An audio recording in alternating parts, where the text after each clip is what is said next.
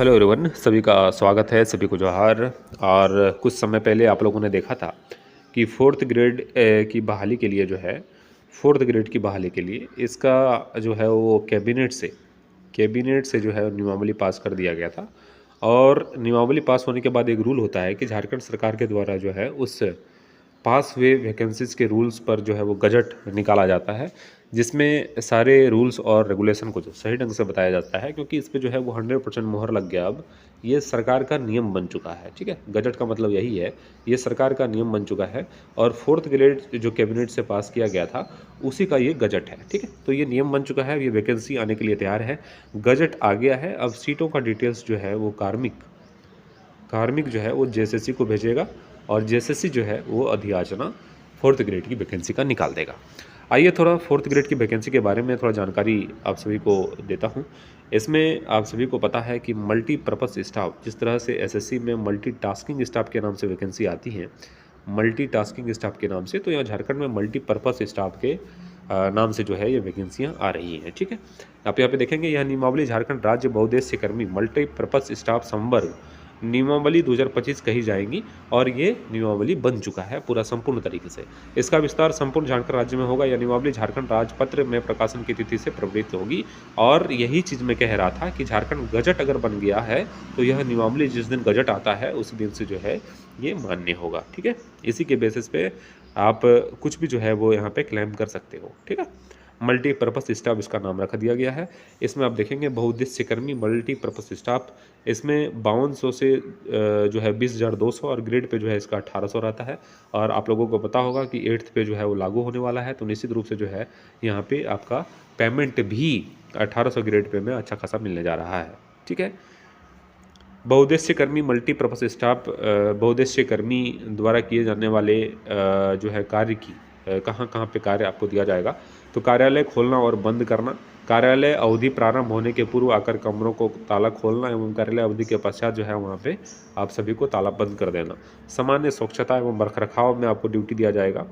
उसके बाद फाइल एवं दस्तावेज, जिस तरह से सेंट्रल एमटीएस में आपको कार्य दिया जाता है वही कार्य यहाँ पे दिया जाएगा। पदाधिकारियों के बीच फाइल पत्र आदि ले जाना तथा विभाग कार्यालयों या कमरियों के बीच जो है वो फाइल या पत्र आदि पहुँचाना, ये चीज़ें अभी अनुबंध पे है। ठीक है, तो ये चीज़ें जो है अब यहाँ पे परमानेंट कर दिया जाएगा। ठीक है, निगरानी संबंधित कार्य जो है विभाग कार्यालयों की संपत्ति फाइलों आदि की देखभाल करना तथा अभिलेखों का अनुरक्षण करना जो है वो यहाँ पे निगरानी विभाग का काम रहेगा। बाहरी कार्य जैसे पोस्ट ऑफिस एवं बैंक से संबंधित कार्यों का निष्पादन, विभागीय आदेशों पर कार्यालय के बाहर से आवश्यक सामग्री जो है या जानकारियाँ लाना, संदेशवाहक के रूप में कार्य करना, किसी पदाधिकारी या कर्मचारी को किसी के बुलाने पर सूचना देना तथा फोन पर आए संदेश देना, विभागीय कार्यालय के अंदर एवं बाहर पत्र डाक का वितरण करना, विभाग कार्यालय में फोटोकॉपी करना, फैक्स करना, ईमेल करना, कार्यालय अवधि में निर्धारित वर्दी में आना, प्रशाखा कार्यालयों में अनुसचिवीय कार्य से इतर अन्य कार्य करना, दिनचर्या के कार्यालयीय कार्यों को यथा डायरी डिस्पैच आदि जिसमें कंप्यूटर पर कार्य शामिल हैं में सहायता प्रदान करना, वैध ड्राइविंग लाइसेंस धारक होने की स्थिति में वाहनों का चालन, पार्क लाउन, पॉन्टेड प्लांट आदि का रखरखाव करना, जलपान तैयार करने का कार्य, अन्य कार्य जो वरीय पदाधिकारी द्वारा सौंपा जाए वैसे कार्य आपको फोर्थ ग्रेड में करना पड़ेगा। ये चीज़ें जो है वो गजट से नियमावली से पास कर दिया गया है। अधिकृत बल इस नियमावली के प्रवृत्त होने के पूर्व विभिन्न विभागों या क्षेत्र कार्यालयों समाहरणालयों के अधीन सृजित वैसे चतुर्थी पद जिन्हें बहुउद्देश्य कर्मी के रूप में पुनः निर्मित किया जाए की संख्या तथा इसमें राज्य द्वारा समय समय पर किए गए परिवर्तन। ठीक है, मान्यता प्राप्त शैक्षणिक संस्थान से 10वीं पास होना चाहिए, क्वालिफिकेशन 10वीं पास होगा।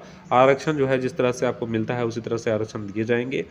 उसके बाद आपका जो है कहाँ कहाँ आपका ज्वाइनिंग यहाँ पे होगा ये भी चीज़ें यहाँ पे बता दी गई हैं। बहुउद्देश्य कर्मी के पद पर नियुक्ति की कार्रवाई 2 स्तर पर की जाएगी। समाहरणालय स्तर, विभिन्न समाहरणालयों में बहुउद्देश्य कर्मी के पद पर नियुक्ति की कार्रवाई संबंधित उपायुक्त के द्वारा की जाएगी।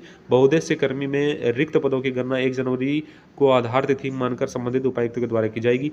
समाहरणालयों में अधीन पूर्व से सृजित सभी प्रकार के चतुर्थ पदों के सम्यक समीक्षा उपरांत अनावश्यक एवं अप्रासंगिक पदों को जो है प्रत्यर्पित करने के उपरांत आवश्यक पदों को बहुउद्देश्य कर्मी के पद से रूप में पुनर्नामित कराते हुए रिक्त पदों पर नियुक्ति हेतु आरक्षण कोटिवार अधियाचना जो है वो निकाली जाएगी।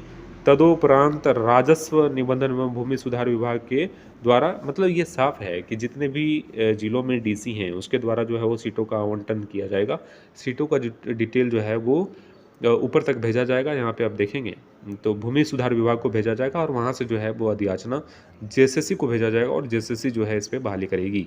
मतलब डीसीज की बहाली नहीं करने जा रही है 4th ग्रेड की, सारी बहालियाँ जो है चाहे वो समाहरणालय स्तर की हो या मुख्यालय स्तर की हो या सचिवालय स्तर की हो, सारी बहालियाँ जो है वो जेएसएससी के माध्यम से ही की जाएगी। लेकिन सीटों का डिटेल्स जो है वो डीसी महोदय के द्वारा जो है वो आवंटित किया जाएगा, वहाँ से सीटों का जो है वो खाका तैयार करके ऊपर तक भेजा जाएगा। ठीक है, ये चीज़ें यहाँ पे क्लियर हो गई कि वही चीज़ें यहाँ पे लिखा हुआ है जिसका मैं शॉर्ट्स में आप सभी को बता दिया हूँ। बाकी यहाँ पे आप देखेंगे जो पहले से कार्यरत हैं इन सभी पदों पर, उन सभी को जो है वो यहाँ पे कुछ ना कुछ छूट यहाँ पे मिलने जा रहा है। और वो चीज़ मैं वीडियो बना के जो संविदा पर हैं, अनुबंध नहीं संविदा पर, सॉरी संविदा पर जो है वैसे को यहाँ पे उम्र में भी छूट मिलेगा और परीक्षा में जो है वो नंबर भी ग्रेस नंबर मिलेगा। ठीक है, जो 5 साल से अधिक अवधि से कार्य कर रहे हैं उसको जो है वो 15 नंबर तक जो है एक्स्ट्रा पॉइंट आपको परीक्षा में दिया जाएगा। उसके बाद उम्र सीमा भी 10 वर्षों का जो है 5 से 10 वर्षों का जो है वो छूट दिया जाएगा। ठीक है, बाकी और भी डिटेल्स मैं वीडियो में बना दिया हूँ, वहाँ जाके आप चैनल पे जो है विजिट करेंगे तो आपको वहाँ पे सारी डिटेल्स आपको मिल जाएगी। ठीक है, बाकी और भी अगर कोई जानकारी यहाँ पे रह गई है तो निश्चित रूप से पूछ लीजिएगा।